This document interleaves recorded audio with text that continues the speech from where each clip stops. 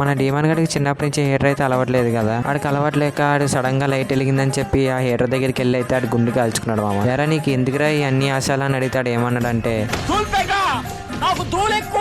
ఇంకా మళ్ళీ మనోడి గుండు తాగడం మొదలెట్టింది మామ.